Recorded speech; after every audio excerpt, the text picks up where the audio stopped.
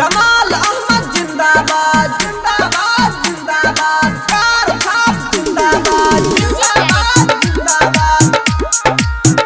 जमाल भैया के हला पूरे और बाटे हो, अरे केकर हला बरे जमाल भैया के, जमाल अहमद के हला पूरे और बाटे हो। विरोधियन के पसीना अब छूटा ताबे हो, घूमी घूमी के सबको बता देना है, घूमी घूमी के सबको बता देना है। जमाल भैया को फिर से जिता देना है, जमाल भैया को फिर से जिता देना है। कार छाप पर मोहर लगा देना है, कार छाप पर बटन दबा देना है। जमाल अहमद जिंदाबाद जिंदाबाद जिंदाबाद, कार छाप जिंदाबाद जिंदाबाद जिंदाबाद। जमाल अहमद जिंदाबाद जिंदाबाद जिंदाबाद।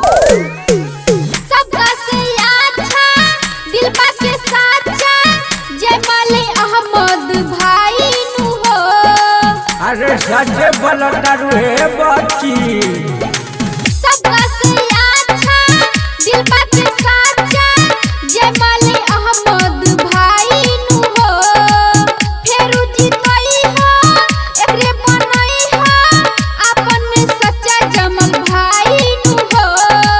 विजय के झंडा लहरावे के हो, एकजुट होई के जितावे के हो। जमाल भैया को फिर से जिता देना है, जमाल भैया को फिर से जिता देना है। कार छाप पर मोहर लगा देना है, कार छाप पर मोहर लगा देना है। जमाल अहमद जिंदाबाद जिंदाबाद जिंदाबाद, कार छाप जिंदाबाद जिंदाबाद जिंदाबाद। जमाल अहमद जिंदाबाद जिंदाबाद जिंदाबाद। पटाई टीहा परमेश्वर पूरा से एकर झंडा लहरावे के हो। अरे पता है अगली बार फिर यही को जिताना है। पटाई टीहा परमेश्वर पूरा से एकर झंडा लहरावे के हो। एकरे अबरी जितावे के हो, अपन प्रधान बनावे के हो।